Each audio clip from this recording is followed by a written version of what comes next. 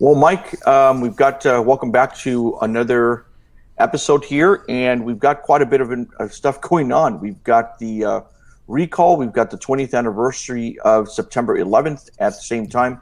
We've got Kamala Harris now just visited California, and it looks like Joe Biden is going to be making a trip out to California.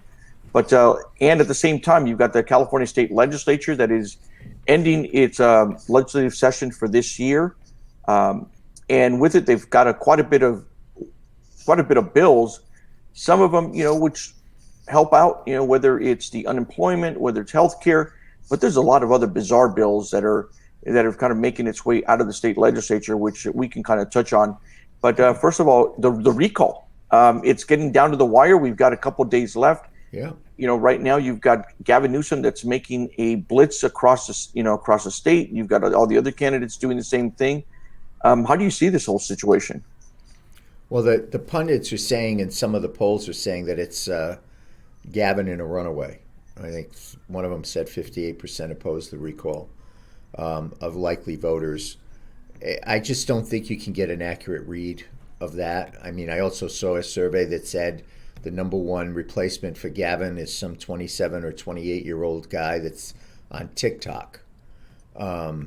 Or something, I don't know what, but it's very difficult to predict using the regular polling methods and the regular politics. I mean, I saw something today. I think it was the Washington Post that said that people preferred Newsom over Larry Elder by 12 or 16 points, and that may be the case, but it doesn't matter, because it's two separate votes.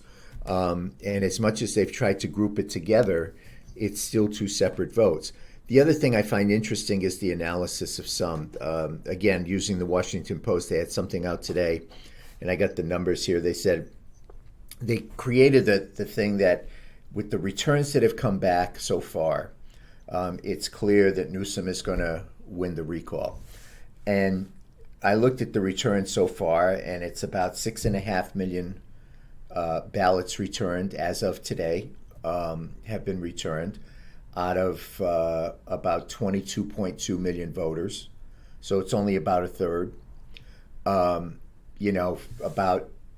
I think, somewhere around 34% of those were Democrats, 30% were Republicans, and I think around 22% were declined to states. And if you're a Democrat, and so you just look at the whole numbers and you say to yourself, if 90% of the Democrats or 90% of the Republicans, I should say, are supporting the recall, which is probably a low estimate, and 50% of the independents are supporting the recall, which is probably somewhere in the ballpark, and 80 to 85% of the Democrats are supporting the recall or opposed to the recall, which I think is, by the way, high. It's basically a dogfight. I mean, it's still a contested thing. And so you have Kamala coming out, and where's she going? San Francisco. You got Joe coming out. Where's he going? San Francisco. Joe was, Gavin was in Culver City, at an early polling place over the weekend with Elizabeth Warren. Dude, if you don't have that section of your party locked down by now, that you've got to get Elizabeth Warren out here to help you, you got a problem. So I still believe that the intensity level of this is for those that wanted the recall, for those people that signed the petition. And I think a lot of this is wishful thinking. And, again, the analogy of, and certainly they've gone after Larry Elder like nobody's business. And, without endorsing someone, let me just say, I get a lot of respect for Larry Elder, because they pulled up all these quotes that he's made in the press and stuff like that on his radio show. And usually when you get a candidate and they do something like that, the response by the candidate is, well, that was in the context of the discussion that we were having and on a radio show, which is for entertainment purposes.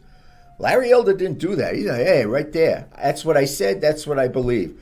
And I give the guy credit for that. I like that. I think people like that. They're like, he ain't wishy-washy. He ain't stepping down. He said what he said, and he's standing by it. Whether it was on the radio or whether it's on the campaign trail. Well, on something on Larry Elder, just to kind of interrupt there. There are reporters who are saying that is Larry, questioning whether Larry Elder has kind of messed up the recall because they provided Gavin Newsom with quote unquote as the boogeyman, the person to run against, and has that made it more difficult for other candidates who are trying to run as Republicans, but a little bit more toward the center, given that it's a special election to try to get in as many independent votes and even Democrats who are frustrated with Gavin Newsom. Right. It may turn out that way. I think really what it becomes is it's still an election about Gavin. And he's tried to turn it about Larry Elder. Ultimately, this is happening. If we were in November of 2022, I would agree with that assessment. Absolutely agree with that assessment. Or we were in June, whenever the primary is next year, I would agree with that assessment. But we're here today, a few days away from a recall, not because of Larry Elder or anybody else other than Gavin Newsom and what he's done and the attitude he's projected and the performance he's executed. And he still hasn't, I think, he still hasn't convinced people that he deserves to continue. Again, it's not just competence, it's attitude, it's arrogance. I think I wouldn't say he's toast, because I do think it's a volatile situation, but I still do think that the passion in this recall is on the side of those that want to get rid of him. Well, and I think the passion too also comes in with homelessness and the crime issue. Right. We see the crime issue continue to be out of control. Just recently here in Sacramento, we had a individual who was out on parole on zero bail, who has a long criminal record, went out and broke into a house, raped the woman, killed her pets, and set the house on fire. And so, you've got the Sacramento Bee, you've got all local media going out there and say, why was this person even out of jail? The brothers, the two brothers came out and said, they're mourning the loss of their sister. Right. And they said, we don't want to bring politics into this, but we have to, because of the liberal policies that have been put forth. And that's their quote, and they're blaming Gavin Newsom, and they're blaming all these like get out of jail kind of pieces of legislation that have come out that allowed for this individual, this person who attacked and killed their sister, to be out in jail. The guy should have been sitting in jail. He had, like I said, long criminal record, right. Failure to appear, got out on zero bail. And so, and as we're speaking right now, you've got the state legislature that's looking to eliminate bail in California, mm-hmm. and make sure these people are automatically out. And so I think it's part of that, the absurdity of all these, this soft on crime legislation. I remember speaking to Mark Klass one time when he talked about, and this is, Mark Klass is the father of Polly Klass, who she was killed several years ago, and he's one of these advocates for crime victims. And he said, we got to get beyond this notion that these people these defendants, these criminals weren't hugged enough, or were hugged too much, or so forth. He goes, if they commit the crime, then they've got to do the time. And at the same time, what about the crime victims? And so I think that is playing a big role, and it has no party affiliation. It absolutely doesn't. Crime impacts you whether you're Republican, Democrat, Independent, or anything else. The same thing with the homeless situation. I'm watching CNN, a couple of reports, and they've interviewed Democratic women who said, that they're just frustrated. Right. They're tired. They're tired of seeing the homeless situation because, it's impacting not just their community, but also kids and the areas with higher crime. And so, they're like, look, we're Democrats. We voted for Gavin Newsom, but we're just frustrated. It's not a party issue. You're absolutely right. And that's why I think you'll see, even though you've got more Democrats sending their ballots back, there's an automatic assumption which I think is hilarious. And by the way, and I will say this, having worked in almost every state in the country, it's the only place I've seen it so dedicated, that this mentality that because someone's a D and R or a D or an R, that's the way they vote. If that was the case, then why do you need elections? I think one of the reasons you're going to see Democrats peel away is not so much because of Gavin Newsom and COVID, but because homelessness. It did just happen. We've spent $12 billion. The state has spent $12 billion on homelessness. It hasn't been fixed. It hasn't gotten better. That's the competence issue. You talk about crime. You got the folks up in the legislature, and maybe what they ought to do is when Biden comes in, he ought to like airlift them like he airlifted people out of Afghanistan, get them the heck out of Sacramento, and save the people of California from the idiocy that they're doing up there. And they're doing these things on crime, which is the exact opposite of what people are looking for. People are looking for folks who are violent, repeat offenders, to be behind bars until their day in court. They don't want them on the street. They don't want them back in the neighborhoods. They don't want them terrorizing their families or their loved ones. And they're going in the complete opposite direction. And that's because we have, they look and they know if they pass that legislation, in all likelihood, the governor's going to sign it. And so, it really is not a party line thing, which is why I think when you look at some of these numbers and you say, yes, there's, 3.5 million Democrats that have returned their ballots, that doesn't mean there's 3.5 million Democrats that are voting no on the recall, because all of these issues are there and they realize that. And that's why I think you're going to see a good slice of those people get cut off, if you will, from voting no on the recall. It's not a party thing. But what amazes me is what you said, and it goes against every element of common sense. You have stories like you just described, many more stories that we don't know about. Day after day, in place after place, more incidences like you described. Such amazing violence and heartbreak because of legislation that the folks in Sacramento pass and this governor signs. And because of that, people need to hold those folks responsible and accountable. It is political. What happened to that person is absolutely, in Sacramento, is absolutely political, because it was the policies of their government, which is there to protect them, that went in the complete opposite direction. So that victims don't even come second, they come last. And all of this, we've got to give them a chance, or we've got to we got to get rid of bail because it's discriminatory. Well, the legislation they propose to fix that is even more discriminatory than the system that exists. And so it's not really even about that. It's just about they don't like bail because of a social justice thing or whatever. Well, guess what? We don't like people who are innocent getting killed by people who should be behind bars. And that's what we ought to focus on. Well, and they've tried it in New York. They've tried it in Colorado. They tried it in many other states. Utah, for example, Utah had eliminated bail and said, whoa, wait a minute here. They reinstituted it. New York went, deep end. They got rid of bail, and they've now passed legislation to say, okay, we need bail because, it's been tried, it's been seen. At the same time, what happens is there's accountability to making sure that the person shows up to court. When you have the California judicial justice that says that of those people who are on zero bail, that you've got 67% of them that either commit another crime and or don't show up, then you've got some major problems. And that's coming from the California Supreme Court, the Judicial Council, sorry.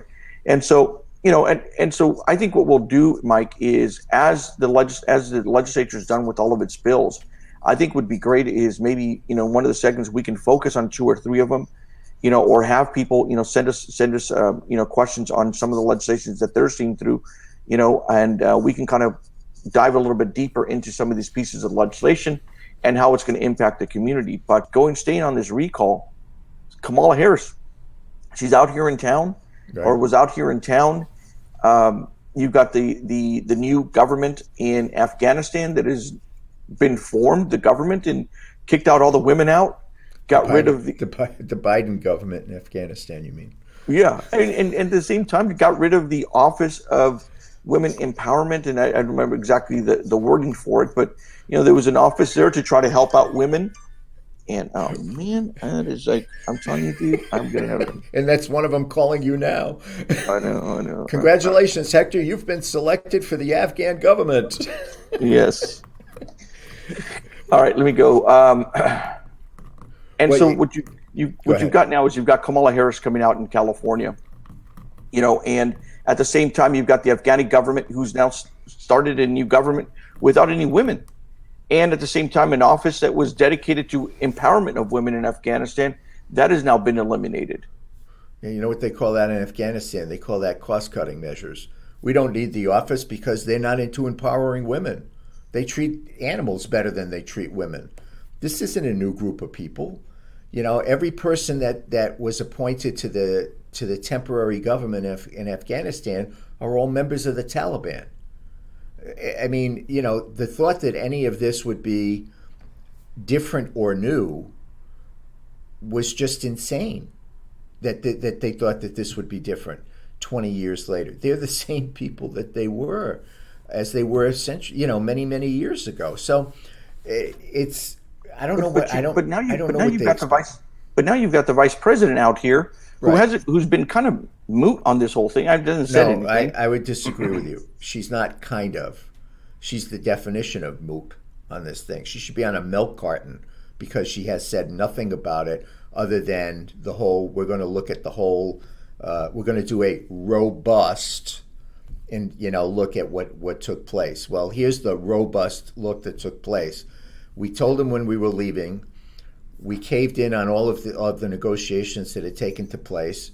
We ran with our tails out between our legs, and despite saying to people that we were going to make sure every American and every Afghani that wanted to get out got out, we left them there until and we got out earlier than we said we would.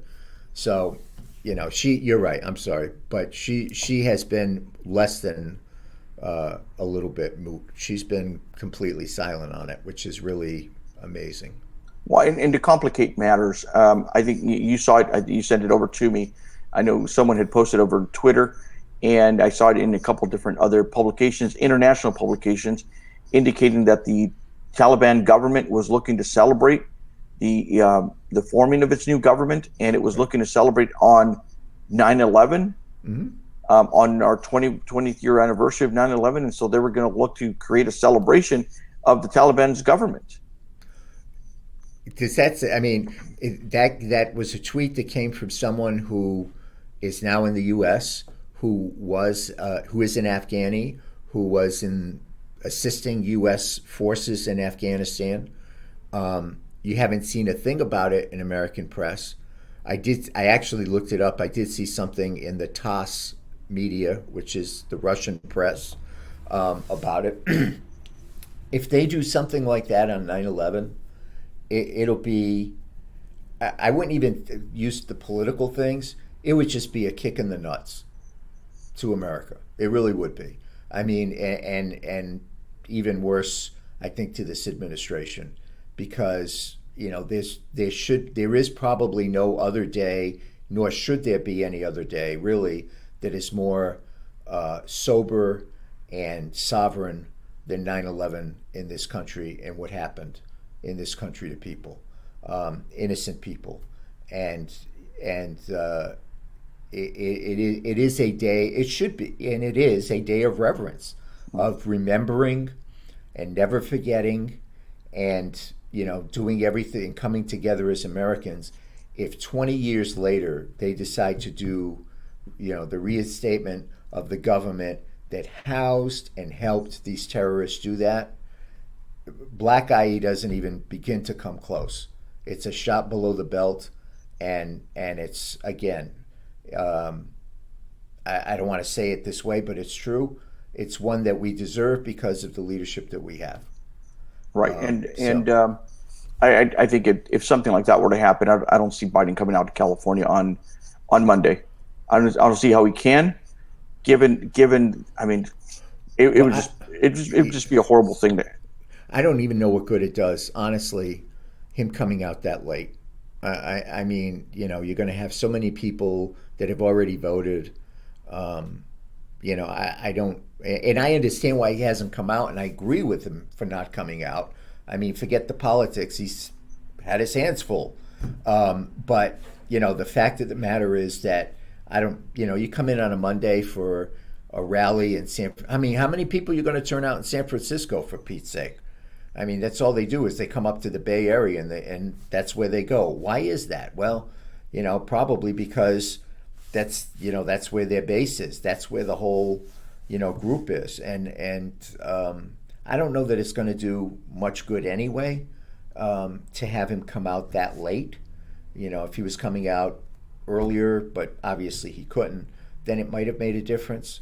But you're right. I think if something like that happens, they've got serious damage control to do at the White House, because it's the kind. And let me tell you, if something like that happens, I guarantee you dollars to donuts by Sunday morning, you're going to see another ad from Donald Trump.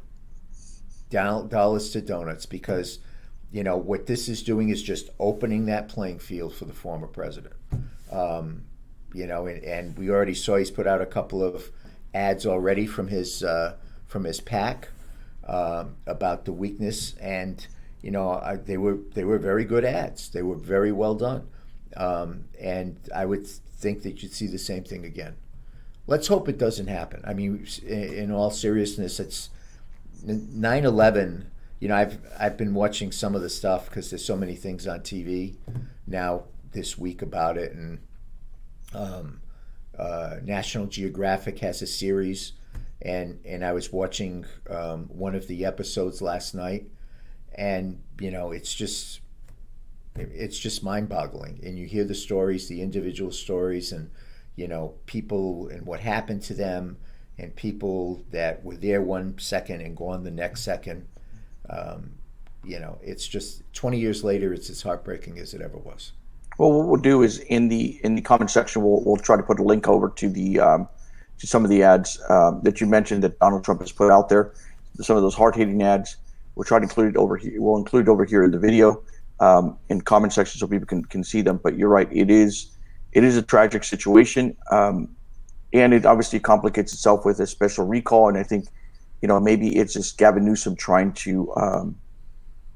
Gavin Newsom, asking Joe Biden to come out, and it's Biden just saying, "Okay, I promised I was going to come out, so let me just figure out a time when I'm coming out, and here I am coming out." So it's checking the box. Yeah, that's exactly right. I came out, I did what I could, and if he wins, Joe can grab credit. If he loses, Joe can say, "Well, I wish I could have come out earlier, but circumstances dictated that I couldn't." But you think about it, in a few days we may have a new governor of California, which changes everything that you just talked about in terms of all the idiocy that's going on in the legislature, of all these weirdo bills that they do, and so it could be, come next week, it could be an entirely different situation in California in terms of who's getting water and who's not. How we deal with issues of fires, wildfires before they happen as opposed to when they happen.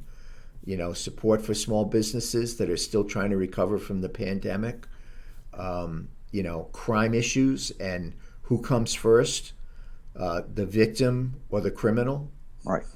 Homelessness and how do we spend money on actually fixing a problem rather than covering it up or not spending money for the sake of spending money. It could be a whole new ball game next week. It really could. It'll be a great experiment in democracy to see what happens if this thing passes. Well, Mike, let's end it here for this segment of the Hector and Mike Experience, Common Sense in an Uncommon World, and we'll catch up in a couple days as we get closer over to Joe Biden's visit to California. But at the same time, the legislature will end its session, and we'll look at some of the pieces of legislation there, and also what else is happening not just throughout California, but also the rest of the world. Super. And I'm looking forward to that part about the legislative session, because that falls into the common sense category of you wouldn't believe it if I told you. So it should be interesting. We'll do, Mike. All right. We'll catch up soon. Thank you. Thanks, everybody.